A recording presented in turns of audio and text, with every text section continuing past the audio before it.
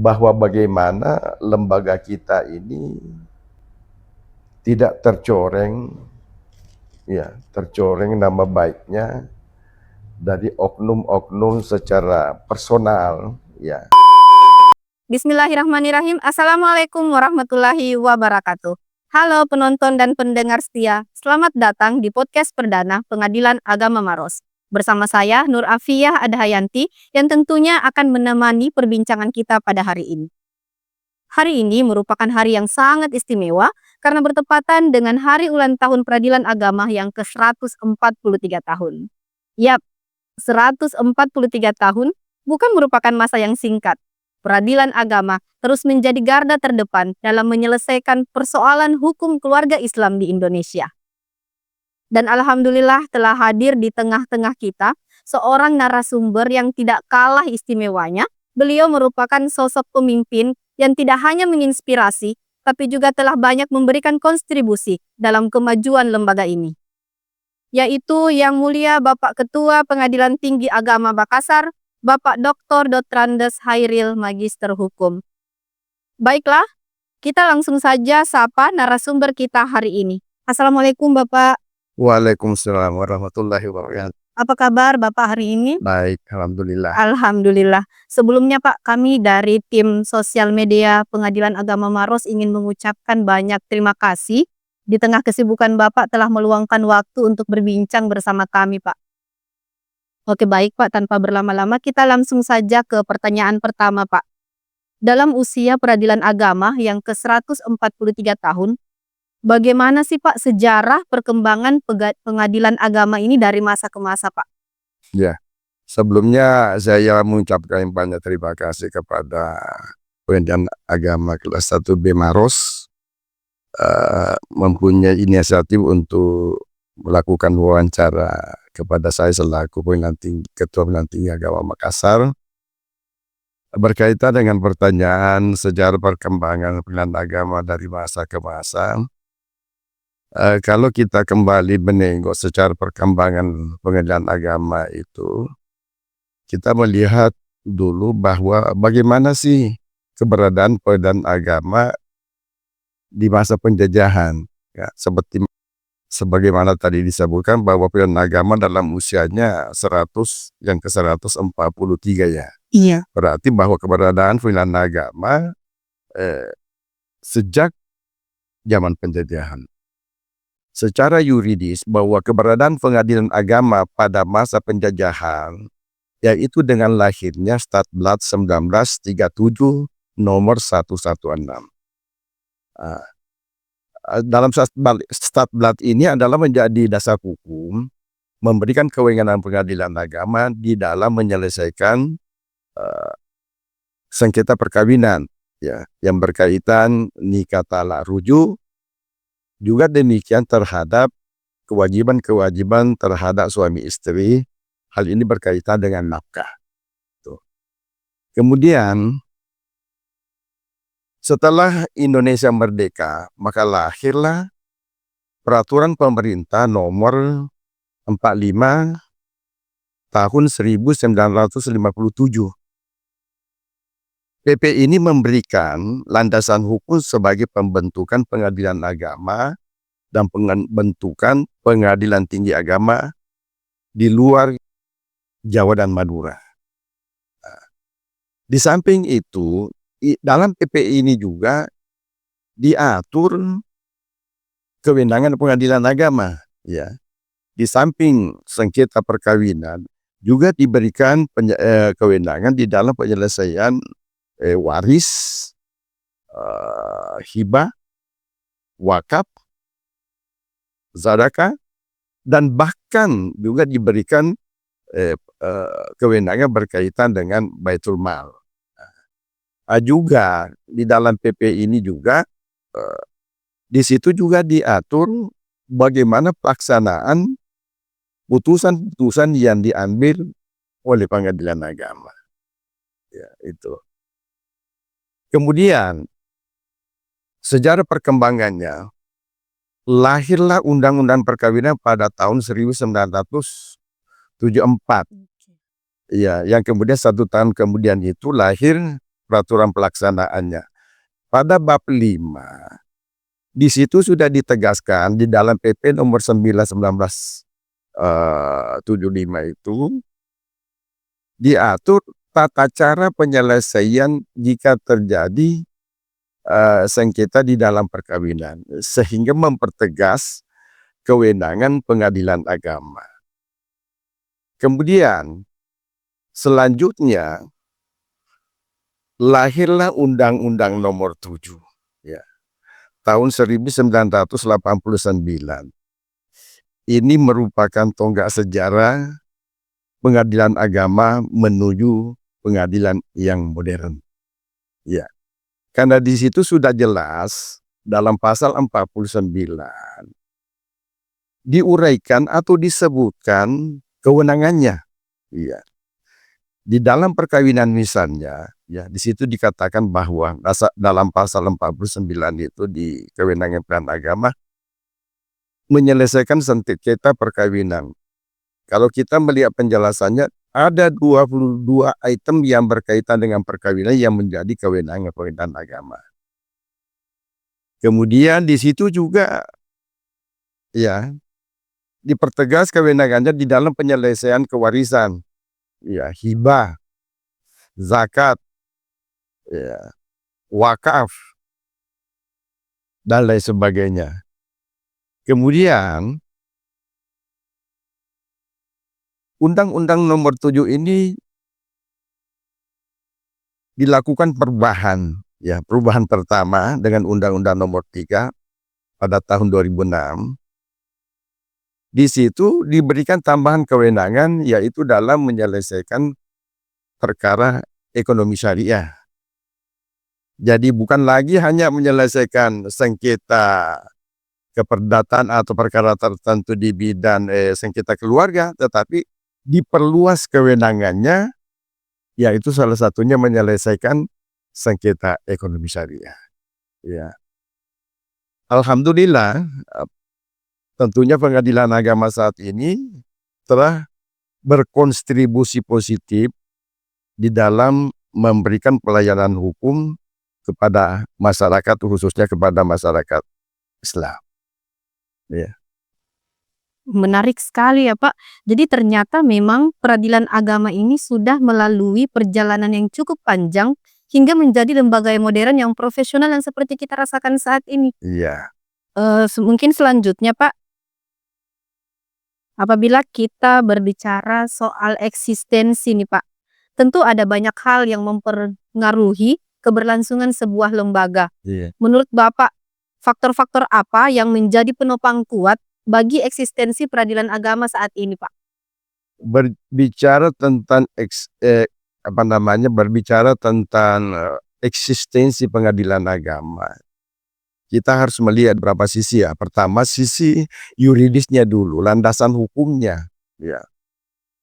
Keberadaan pengadilan agama, kita lihat misalnya di dalam Undang-Undang Dasar hasil amandemen ketiga pasal 24 itu, di situ ditegaskan bahwa pelaksana kekuasaan kehakiman dilaksanakan oleh sebuah mahkamah agung dan badan-badan peradilan di bawahnya. Di situ ditegaskan salah satunya adalah pengadilan agama. Ya, di situ dikatakan peradilan umum, peradilan agama, militer dan tata usaha negara. Ya, ini sejalan juga dengan pasal 18 ya, Undang-Undang Kekuasaan Kehakiman, Undang-Undang Kekuasaan Kehakiman itu 48 tahun 2009. Di situ juga dijelaskan sama dengan bunyi pasal Undang-Undang Dasar pasal 24 ayat 2 itu. Jadi secara yuridis bahwa keberadaan pengadilan agama adalah sangat kuat. Ya. Kemudian di sisi lain bahwa keberadaan pengadilan agama, ya, eksistensi pengadilan agama itu bukan hanya dilihat secara yuridisnya saja, tetapi sejauh mana kewenangan yang diberikan oleh pengadilan agama di dalam memberikan pelayanan hukum kepada masyarakat pencari keadilan.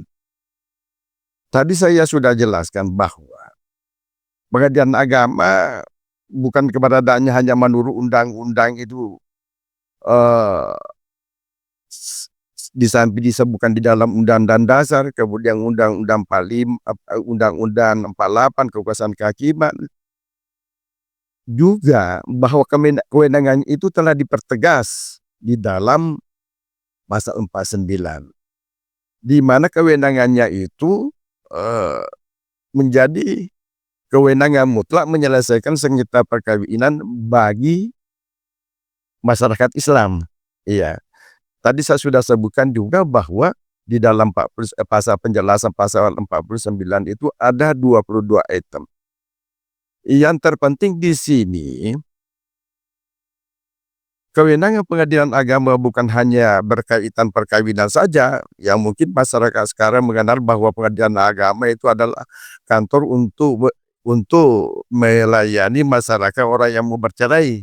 Ya, ini perlu disosialisasikan kepada masyarakat bahwa kewenangan pengadilan agama itu bukan hanya berkaitan dengan perceraian, tapi ada penyelesaian sengketa kewarisan, penyelesaian sengketa hibah, zakat, wakaf.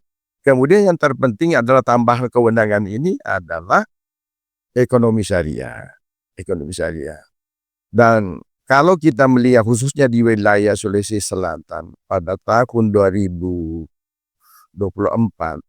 perkara yang diterima baik dari penyelesaian sengketa perkawinan maupun dari warisan, hibah, dan ekonomi syariah, yaitu 21.000 lebih perkara. Iya, itu. Oke, baik Pak. Jadi seperti tadi Bapak sudah jelaskan bahwa ternyata eksistensi peradilan agama itu karena adanya ketentuan yuridis yang sangat kuat diberikan kepada peradilan agama Pak ya. Iya, Termasuk kewenangan-kewenangannya yang dulunya mungkin masyarakat cuma tahu tentang perceraian, tapi ternyata masih banyak kewenangan-kewenangan lain yang diberikan kepada peradilan agama yang apalagi yang paling baru yang soal ekonomi syariah Pak ya. Oke, makasih Pak. Selanjutnya terkait pelayanan Pak. Bagaimana sih strategi pengadilan agama dalam meningkatkan pelayanan yang berkeadilan untuk menyelesaikan persoalan-persoalan yang menjadi wewenangnya Pak? iya. Tentunya di sini kan artinya ada 2 hal. Pertama dari sisi SDM. Tentunya kita dituntut untuk menyiapkan SDM yang profesional, ya, dalam melaksanakan tugas dan tanggung jawabnya dalam memberikan pelayanan hukum kepada masyarakat. Dalam hal ini, dalam menerima, memeriksa, dan mengadili dan memutus perkara yang diajukan kepada pengadilan agama. Seorang hakim tentu di sini bukan hanya dituntut dia profesional, tapi dia harus berintegritas. Sehingga betul-betul ditegakkan keadilan itu. Menjadi seorang hakim yang profesional atau panitera yang profesional tentu ada beberapa jalan. Ya, di samping ya pendidikan formal yang telah mereka pelajari selama ini, tentu ada namanya pelatihan-pelatihan. Kemudian ada yang namanya pembinaan-pembinaan dari atasan mereka masing-masing. Dan tentunya di samping pelatihan-pelatihan, kalau istilah dulu kan penataran-penataran, ya, apalagi perkembangan sekarang ini bahwa bimbingan atau pelatihan-pelatihan itu bisa dilakukan secara daring. Juga tentu saya sebagai Ketua Pengadilan Tinggi Agama mendorong para aparatur pengadilan agama mengembangkan diri secara mandiri melalui pendidikan formal. Misalnya kalau dia hanya S1, bagaimana dia berusaha menambah kapasitasnya, menambah pengetahuannya melalui pendidikan formal. Misalnya kalau S1 dia bagaimana bisa S2, kalau S2 bagaimana dia bisa S3, seperti itu. Iya. Baik Pak, strategi yang tadi Bapak sampaikan benar-benar mencerminkan komitmen peradilan agama untuk menyiapkan sumber daya manusia yang lebih baik Pak ya. Karena Bapak sangat memperhatikan mengenai kualitas pendidikan seorang hakim. Karena memang sejatinya Pak, sebuah kualitas putusan itu sangat bergantung pada kualitas sumber daya manusianya, Ya, Kak. iya. Yang terpenting juga adalah bagaimana kita menjaga integritas. Integritas ini tentu di samping dinilai oleh masyarakat juga dinilai oleh pimpinan. Maka jika terjadi misalnya pelanggaran-pelanggaran kode etik, maka tentunya sanksi harus ditegakkan. Itu yang terpenting. Bahwa tidak ada artinya suatu norma kalau tidak ada sanksi yang mengikuti jika terjadi pelanggaran. Oke, baik, makasih Bapak. Kita beralih ke pertanyaan selanjutnya nih, Pak. Kita ketahui bersama bahwa zaman saat ini tuh semakin bergerak cepat, teknologi semakin canggih, dan masyarakat kita saat ini semakin kritis, Pak. Iya, Jadi yang ingin saya tanyakan, bagaimana menurut Bapak, apa saja kira-kira tantangan yang ke depan yang akan dihadapi oleh peradilan agama, Pak? iya. Kita kembali dulu melihat pada masa sekarang ini bahwa perkembangan pelayanan masyarakat dari pengadilan itu khususnya pengadilan agama. Dari sisi misalnya mengajukan perkara. Sekarang kan ada istilah pendaftaran perkara secara elektronik. Ya, secara elektronik. Ini semuanya adalah tujuannya untuk memberikan pelayanan terbaik kepada masyarakat. Masyarakat tidak perlu datang ke pengadilan agama, cukup Iya. melalui aplikasi yang telah disediakan oleh pengadilan itu sendiri. Dan bahkan sampai sidangnya itu, hanya pada sidang-sidang tertentu baru bisa hadir di kantor. Iya. Ya. Jadi itu perkembangan pelayanannya. Perkembangan IT sekarang kan cukup pesat kemajuannya, termasuk masyarakat mau melihat sejauh mana proses penyelesaian perkaranya bisa mengakses di PTSP. Iya, PTSP. Yang kemudian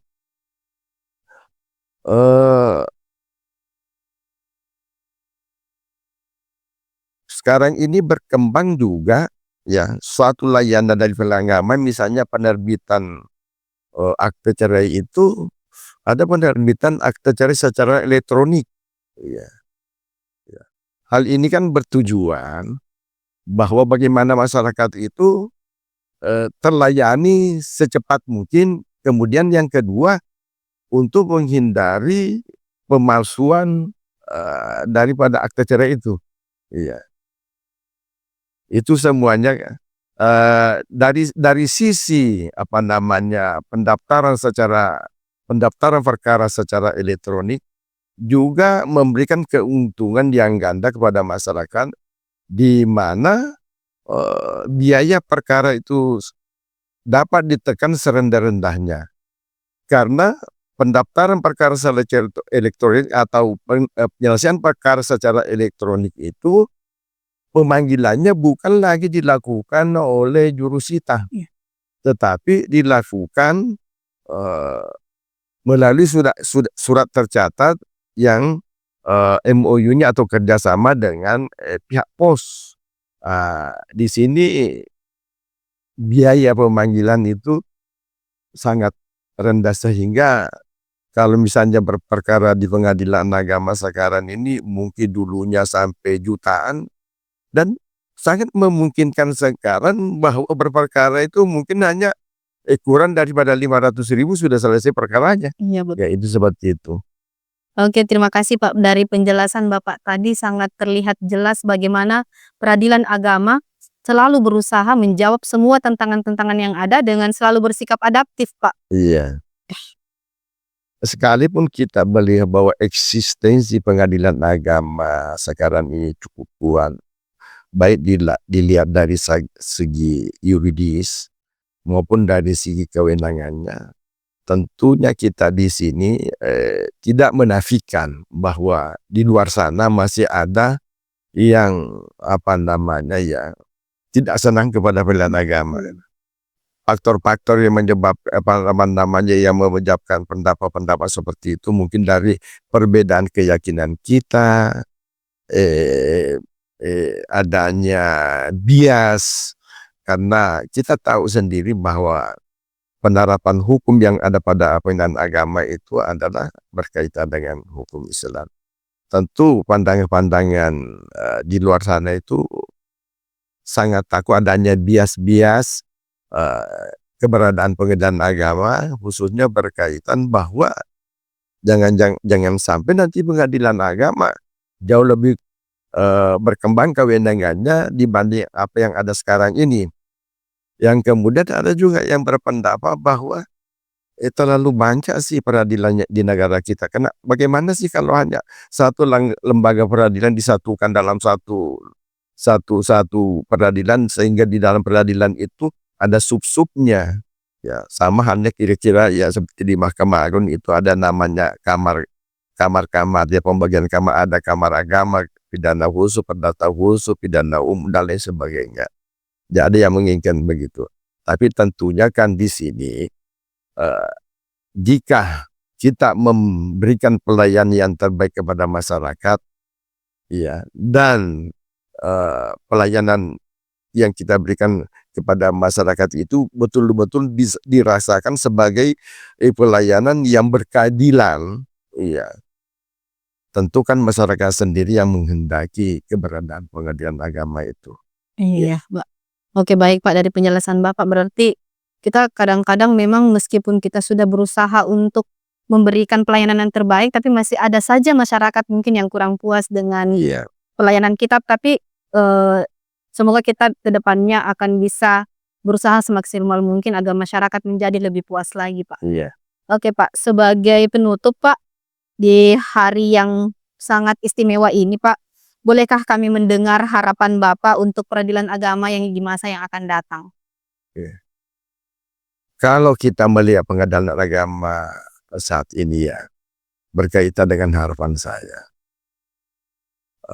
setelah kita masuk era yang namanya era one rule system, peradilan satu atap, dari sisi sarana dan prasarana kita sudah merasakan, ya. Begitu juga dari sisi SDM, ya, juga kita sudah dipersamakan dengan lingkungan peradilan lain. Maka harapan saya ke depan bahwa bagaimana lembaga kita ini tidak tercoreng nama baiknya dari oknum-oknum secara personal, ya, dalam pelaksanaan tugasnya, dalam artian bahwa jangan ada di antara kita, ya, melanggar kode etik, ya, karena kode etik itu bukan hanya ketika melaksanakan tugas kedinasan, akan tetapi di dalam pergaulan sebagai anggota masyarakat, bahkan di dalam pergaulan kita sebagai keluarga dalam suatu rumah tangga, ya, itu harus kita senantiasa menjaga kode etik, baik sebagai hakim maupun sebagai pejabat fungsi lainnya, dalam hal ini kepaniteraan maupun ke sekretariatan sebagai supporting unit di dalam menyokong pelaksanaan tugas kita, di dalam mengelola anggaran, semuanya harus dilaksanakan secara akuntabel, ya, supaya pelaksanaan tugas kita di pengadilan di dalam memberikan pelayanan kepada masyarakat di dalam penyelesaian perkara-perkara yang diajukan di pengadilan itu betul-betul dilaksanakan secara adil. Keadilan itu bisa terlihat di dalam proses pemeriksaan, proses administrasinya, proses putusannya, semuanya dilaksanakan secara transparan dan pertimbangan yang memadai sesuai dengan fakta yang ditemukan di dalam pemeriksaan perkara itu. Harapan saya juga ke depan bahwa khususnya kepada warga pengadilan agama senantiasa meningkatkan pengetahuannya, ya, karena perkembangan pengetahuan itu kan sangat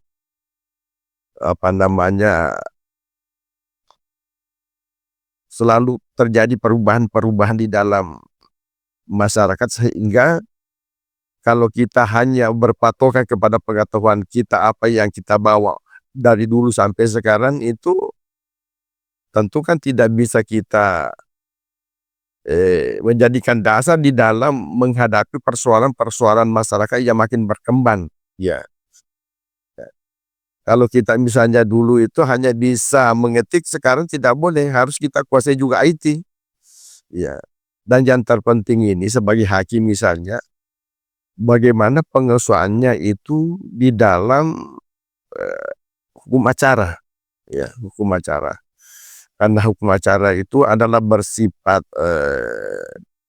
pasti. Dalam hal ini tidak boleh ada perbedaan di antara hakim, harus kita sama persepsinya kita semuanya, sehingga di dalam mengambil keputusan, di dalam memberikan pelayanan kepada masyarakat itu tidak menimbulkan bias. Artinya tidak menimbulkan suatu disparitas di dalam menjatuhkan putusan, di dalam memberikan pelayanan pada masyarakat. Itu barangkali. Oke, baik Pak. Harapan yang sangat besar dan mendalam Pak. Ada beberapa harapan yang tadi saya dengar tentang menjaga integritas, karena nilai setitik rusak susu sebelanga Pak. Jadi kita sebagai insan peradilan selalu berusaha untuk menjaga marwah peradilan agama. Oke, baik Pak. Luar biasa Pak obrolan kita hari ini. Sekali lagi terima kasih Yang Mulia telah meluangkan waktunya kepada kami semua tim media sosial Pengadilan Agama Maros, dan kami semua mendoakan Bapak sehat selalu, Amin. agar kita bisa terus membersamai kami semua dalam memajukan lembaga ini. Penonton dan pendengar setia, sebagai penutup, semoga peradilan agama terus menjadi rumah yang adil bagi siapapun yang mengetuknya. Dan semoga siapapun kita, dimanapun kita berada, apapun peran kita, melayanilah dengan cinta. Sampai jumpa di podcast lainnya. Assalamualaikum warahmatullahi wabarakatuh. Waalaikumsalam.